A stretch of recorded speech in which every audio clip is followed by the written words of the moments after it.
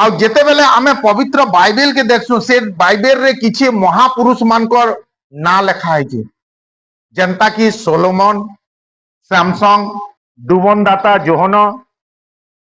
दाऊद एमता अनेक लोक ना माने लेखा है आ जेतेबेले आमे देखसु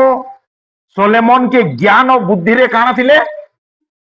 आ जेतेबेले आमे सैमसंग के देखसु ताकत रे परिपूर्ण थिले जोहन के जेतेबेले देखसु जोहन सामर्थ रे परिपूर्ण थिले आ जेतेबेले आमे दाऊद के देखसु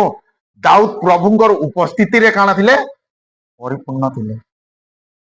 तो ई माने एतकी महापुरुष थिले लेकिन फिर भी ई माने पाप रे पड़ले कारण काना